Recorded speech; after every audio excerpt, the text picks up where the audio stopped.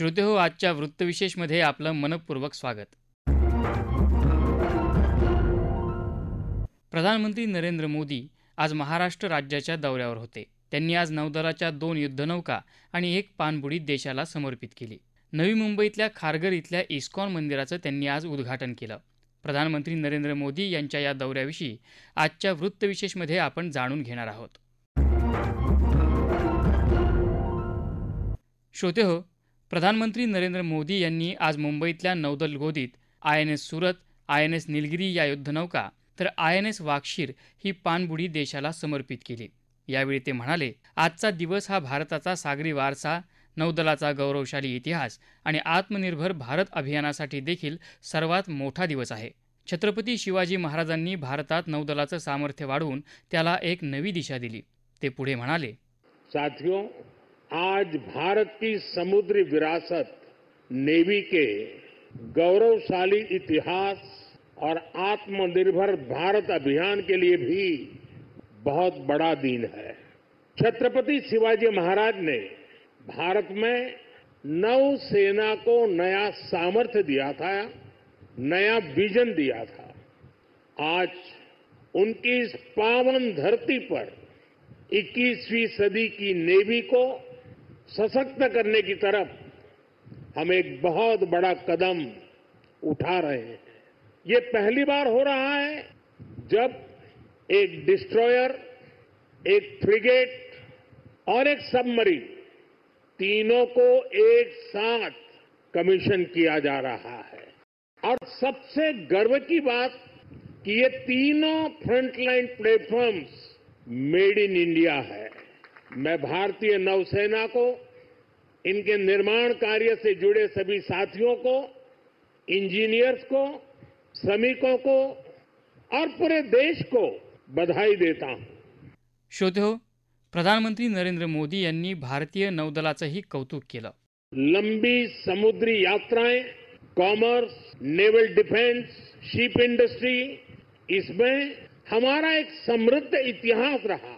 अपने इतिहास से प्रेरणा लेते हुए आज का भारत दुनिया की एक मेजर मैरीटाइम पावर बन रहा है. आज जो प्लेटफॉर्म लॉन्च हुए हैं उनमें भी इसकी झलक है. अब जैसे हमारा नीलगिरी चौल वंश के समुद्री सामर्थ्य के प्रति समर्पित है. सूरत वॉरशिप उस कालखंड की याद दिलाता है जब गुजरात के पोर्ट्स के जरिए भारत वेस्ट एशिया से जुड़ा था. इन दिनों ये दोनों शिप्स, इसके साथ आज बागशीर सबमरीन की कमीशनिंग भी हो रही है. कुछ वर्ष पूर्व मुझे P-75 क्लास की पहली सबमरीन कलवरी की कमीशनिंग में शामिल होने का अवसर मिला था. आज मुझे इस क्लास की 6वीं सबमरीन बागशीर को कमीशन करने का सौभाग्य मिला है. ये नए फ्रंटियर प्लेटफॉर्म भारत की सुरक्षा और प्रगति दोनों को नया सामर्थ्य देंगे. श्रोते हो, जागतिक स्तरावर भारताच्या विश्वासार्हतेत वाढ होत असून एक जबाबदार मित्र राष्ट्र म्हणून भारताची ओळख निर्माण झाल्याचं प्रधानमंत्री मोदींनी सांगितलं. साथियों, आज भारत पूरे विश्व और खासकर ग्लोबल साउथ में एक भरोसेमंद और जिम्मेदार साथी के रूप में पहचाना जा रहा है. भारत विस्तारवाद नहीं, भारत विकासवाद की भावना से काम करता है. भारत ने हमेशा ओपन, सिक्योर, इंक्लूसिव और प्रॉस्परस इंडो पैसिफिक रीजन का समर्थन किया है. इसलिए जब समुद्र से सटे देशों के विकास की बात आई तो भारत ने मंत्र दिया सागर. सागर का मतलब है security and growth for all in the region. हम सागर के विजन के साथ आगे बढ़े. जब भारत के सामने G20 की प्रेसिडेंसी संभालने का दायित्व आया तो दुनिया को हमने मंत्र दिया one earth, one family, one future. जब दुनिया कोरोना से लड़ते हुए पस्त पड़ रही थी तब भारत ने विजन दिया वन अर्थ, वन हेल्थ. हम पूरे विश्व को अपना परिवार मानकर चलते हैं। हम सबका साथ सबका विकास उस सिद्धांत पर विश्वास करने वाले लोग हैं और इसलिए इस पूरे क्षेत्र की रक्षा सुरक्षा भी भारत अपना दायित्व समझता है। श्रोते हो, आत्मनिर्भर भारताच्या उभारणीत माझगाव डॉकयार्डातल्या कर्मचाऱ्यांच्या योगदानाचं प्रधानमंत्र्यांनी यावेळी कौतुक केलं. साथियों, पिछले 10 साल में जिस तरह भारत की तीनों सेनाओं ने आत्मनिर्भरता के मंत्र को अपनाया है वो बहुत ही सराहनीय है। संकट के समय दूसरे देशों पर भारत की निर्भरता कम से कम हो, इस गंभीरता को समझते हुए आप सभी इस काम को आगे बढ़ा रहे हैं, नेतृत्व दे रहे हैं। हमारी सेनाओं ने 5,000 से ज्यादा ऐसे साजो सामान और उपकरणों की लिस्ट तैयार की है जो अब वो विदेशों से नहीं मंगाएगी। जब भारत का सैनिक भारत में बने साजो सामान के साथ आगे बढ़ता है तो उसका आत्मविश्वास भी कुछ अलग ही होता है। पिछले 10 साल में कर्नाटका में देश की सबसे बड़ी हेलीकॉप्टर बनाने वाली फैक्ट्री शुरू हुई है। सेनाओं के लिए ट्रांसपोर्ट एयरक्राफ्ट बनाने वाली फैक्ट्री शुरू हुई है। तेजस फाइटर प्लेन के भारत की साख को आसमान की नई ऊंचाई पर पहुंचाया है।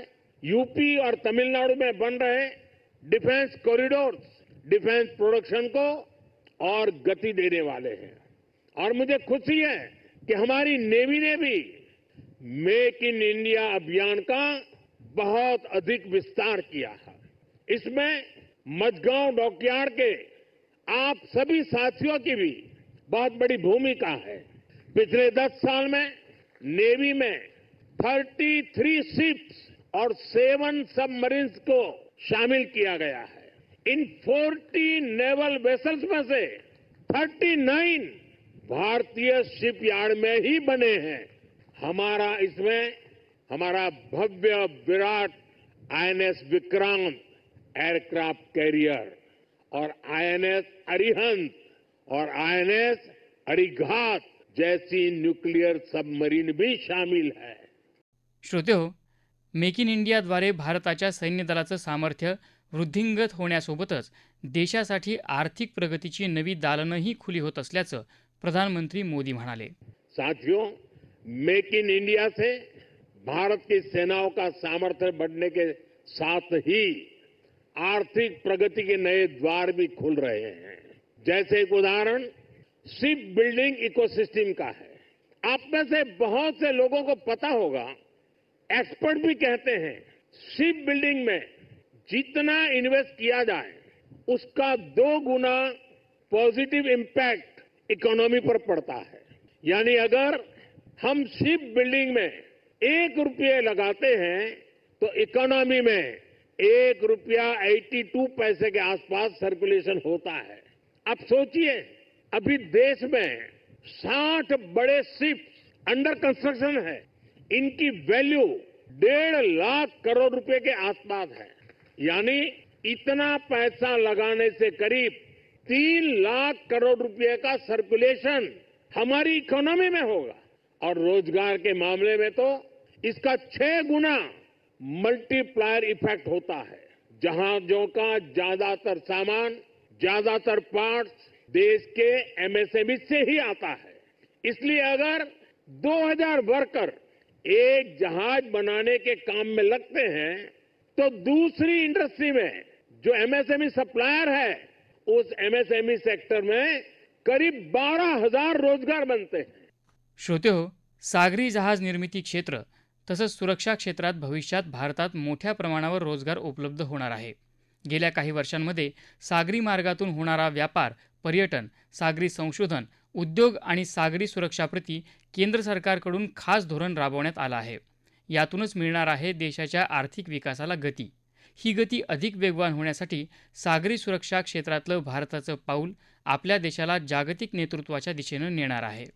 श्रोतेहो, नवी मुंबईत आज सायंकाळी इस्कॉन मंदिर अर्थात श्री श्री राधा मदन मोहनजी मंदिराचं प्रधानमंत्री नरेंद्र मोदी यांच्या हस्ते उद्घाटन आणि त्यानंतर पूजा अर्चा झाली. यावेळी त्यांनी सर्व संतांचे आभार मानले.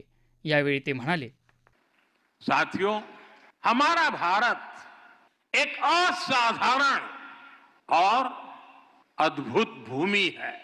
भारत केवल भौगोलिक सीमाओं में बंधा भूमि का एक टुकड़ा मात्र नहीं है. भारत एक जीवंत धरती है, एक जीवन संस्कृति है, जीवन परंपरा है और इस संस्कृति की चेतना है यहां का अध्यात्म. इसलिए यदि भारत को समझना है तो हमें पहले आध्यात्म को आत्मसात करना होता है. जो लोग दुनिया को केवल भौतिक दृष्टि से देखते हैं, उन्हें भारत भी अलग अलग भाषा और प्रांतों का समूह नजर आता है. लेकिन जब आप इस सांस्कृतिक चेतना से अपनी आत्मा को जोड़ते हैं, तब आपको भारत के विराट रूप के दर्शन होते हैं. तब आप देख पाते हैं सुदूर पूरब में बंगाल की धरती पर चैतन्य महाप्रभु जैसे संत अवतरित होते हैं. पश्चिम में महाराष्ट्र में संत नामदेव, तुकाराम और ज्ञानदेव जैसे संतों का अवतरण होता है. चैतन्य महाप्रभु ने महावाक्य मंत्र जन जन तक पहुंचाया. महाराष्ट्र के संतों ने राम कृष्ण हरि के मंत्र से आध्यात्मिक अमृत बांटा. संत ज्ञानेश्वर ने ज्ञानेश्वरी गीता के जरिए भगवान कृष्ण के गुण ज्ञान को जनसुलभ बनाया. इसी तरह श्रील प्रभुपाद जी ने इस्कॉन के माध्यम से गीता को लोकप्रिय बनाया. श्रोते हो, भारतीय आरमार बळकट करत असतानाच भारतातल्या आध्यात्मिक शक्तीचं पूजन करून भारत देश हा शक्ती आणि भक्तीसाठी जगासमोर कसा वस्तुपाठ ठरू शकतो हे प्रधानमंत्र्यांच्या आजच्या महाराष्ट्र दौऱ्यावरून समोर येत आहे. श्रोते हो, आपला वृत्तविशेष हा कार्यक्रम आपण न्यूज ऑन AIR या ॲपवर लाईव्ह ऐकू शकता. यासोबतच आमच्या मुंबई एअर न्यूज या यूट्यूब वाहिनीवर कार्यक्रमाचं ध्वनिमुद्रण आपल्याला कधीही ऐकता येईल. याबरोबरच आजचा वृत्तविशेष हा कार्यक्रम संपला. हा कार्यक्रम आकाशवाणी मुंबईच्या प्रादेशिक वृत्त विभागानं सादर केला. संपादक आणि सादरकर्त्या सरस्वती कुवळेकर. निर्मिती सहाय्य गुरुनाथ तेरवणकर. समन्वय आणि लेखन रवींद्र वसंतराव लोखंडे आणि निवेदन कौस्तुभ पटाईत.